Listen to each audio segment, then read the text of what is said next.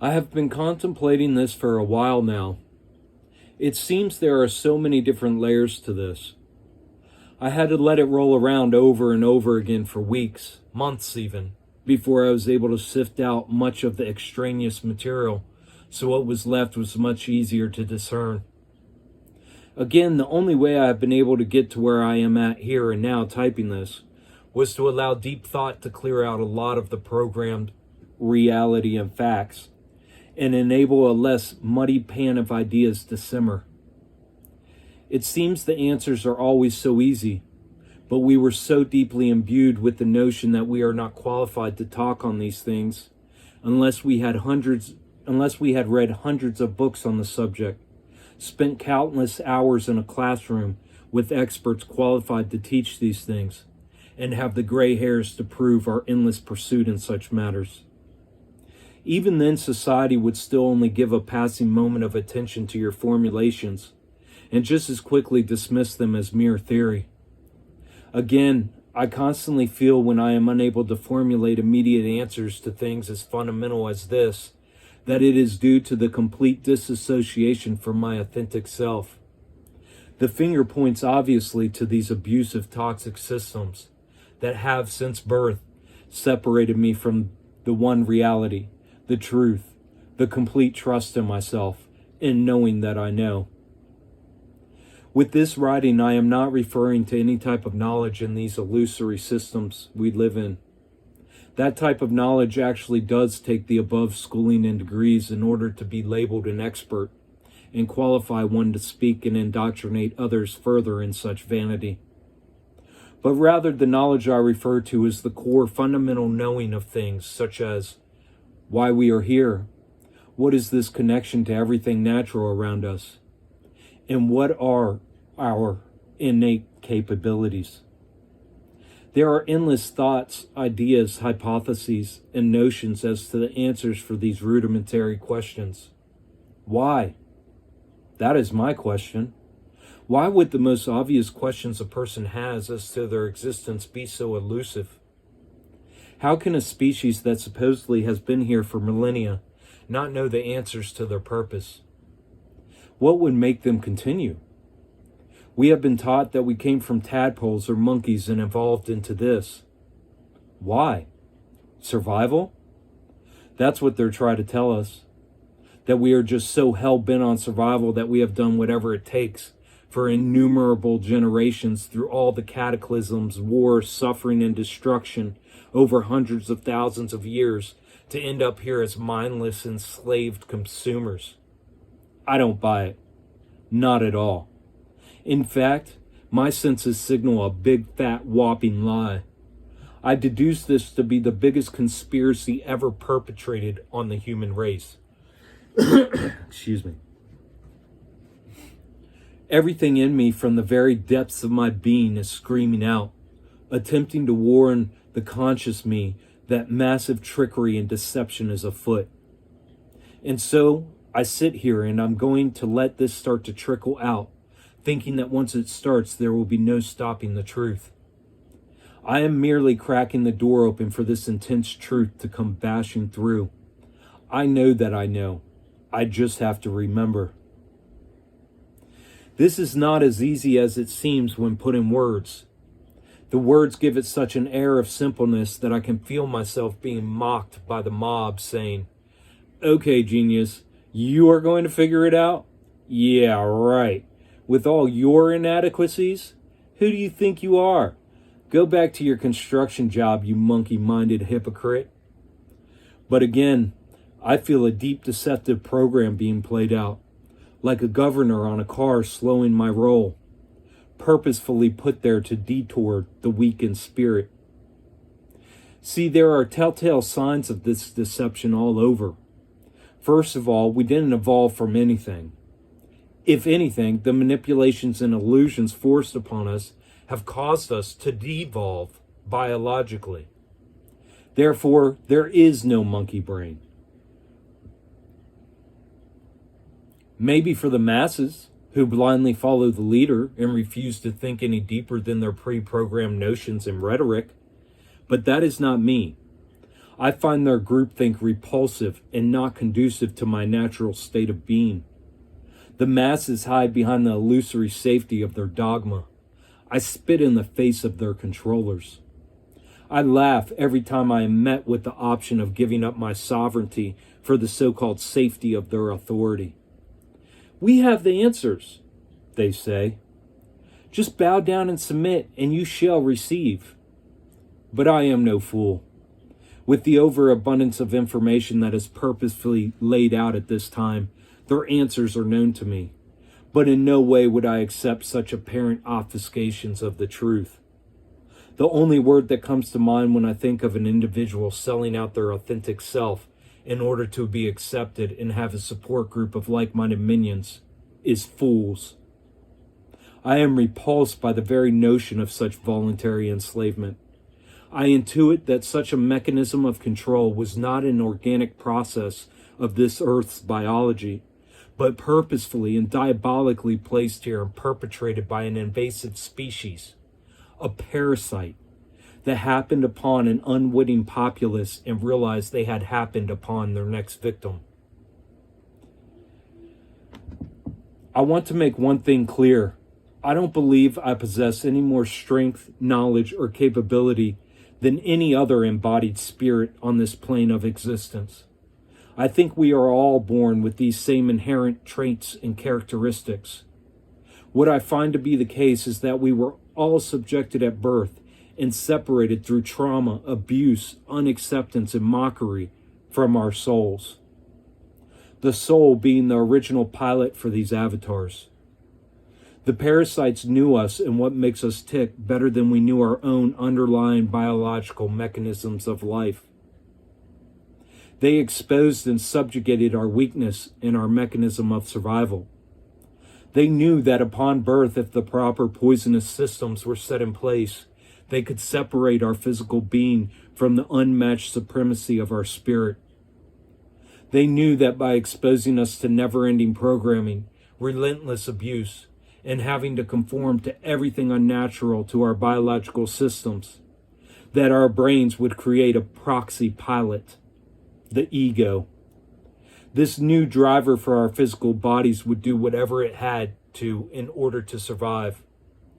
It would comply, obey, and take on whatever characteristics of its environment in order to push its inevitable demise to the furthest extent possible.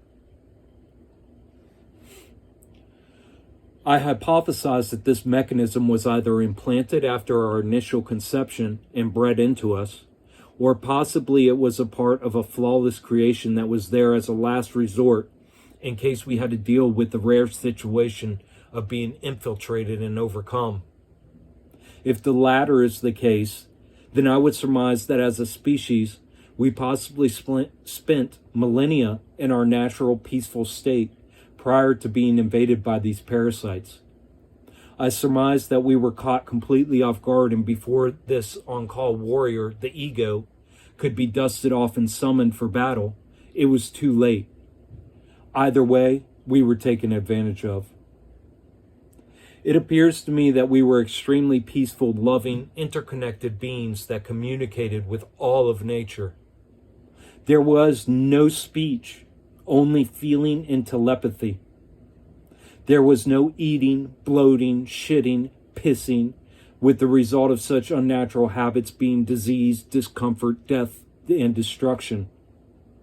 These things being an apparent disgusting construct that was initiated to separate us further from ever discovering the truth. A perfect way to enslave and confuse an otherwise peaceful, perfect, organic system of operation. We existed in such a pure manner that for me to even try and describe it at this moment is impossible. Although I am getting closer to envisioning such a way of being, but again, only being able to reference such a beautiful existence from what was imbued through abusive teachings. This making it hard to grasp. Try as I might, the closest I come to understanding such a world comes in flashes here and there. These visions come from the depths, the same depths that have been calling out to me that there is something more. These shoutings from the abyss have only been getting louder over time. With each passing day, they become clearer and more concise. The message becomes more discernible every time it is repeated, every time it is accepted. Over the past year, with every day of my healing, layers of the illusion are ripped away, and this is putting less distance between the questions and answers. Something that once seemed like the ideations of a madman are now the rumblings of an empowered spirit. With the growing remembrance and acceptance of who I am, and the trusting in my innate knowledge, it is allowing a once severed communication to be reestablished. The reclamation of my authority and the absolute abhorrence of worshiping anything outside myself is clearing the way for this complete trust. The shedding of old habits and gradual denial of vices is clearing the fog and allowing clarity and peace. As of this writing, I am still dealing with a small handful of vices, but nothing like the overwhelming burden I once carried not too long ago and for far too long. The desire for the shedding of my hypocrisy and alignment of my thoughts, words, and actions is allowing me to trust myself and become ever more sensitive to my intuition. The fact that I am continually aware of my actions and making sure that no matter what, I put myself first is empowering. Taking the time and attention to heal from the decades of abuse from others and my own self-inflicted wounds has proven to that deep part of me that I am committed to truth, fact, and reality. That no longer will I voluntarily or mindlessly allow this vessel to be subjugated, but rather I am committed to preparing it for full integration. I am cleaning house and excitedly clearing the throne for this unmatched, unblemished ruler. By taking these steps, I am proving to my soul that I am finally on the right path, with not a moment for diversion.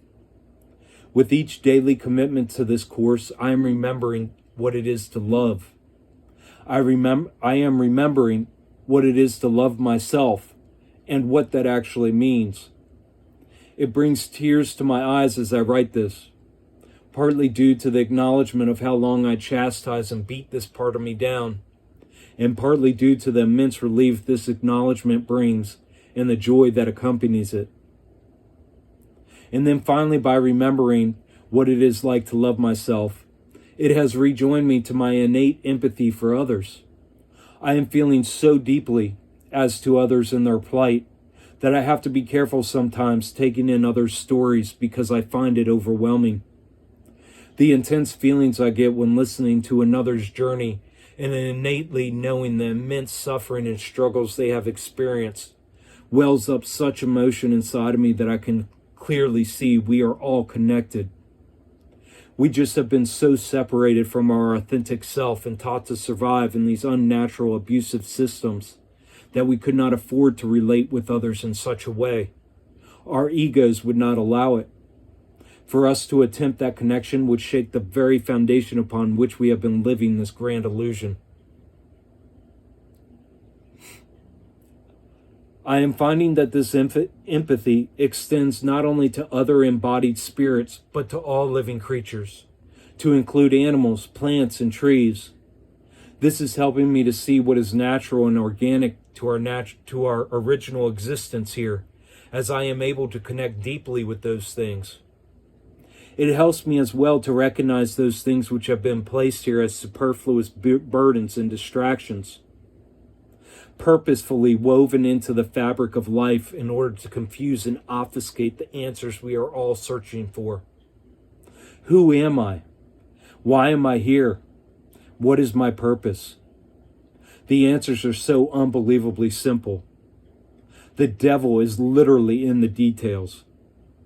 Again, illusion woven into reality ever so cunningly as to throw the most astute observer off course. That is why it is impossible to answer these questions by looking outside of ourselves. The enemy knows this.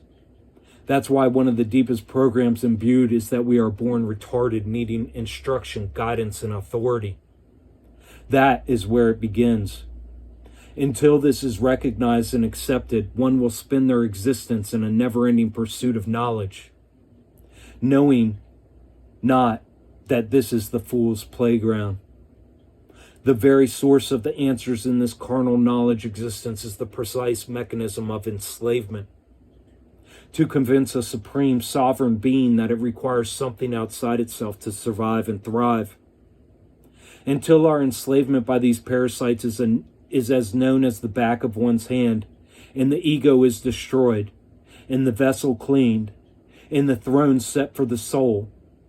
Until then, all the pursuit of knowledge is nothing but vanity, and an even further divide between the questions and the answers.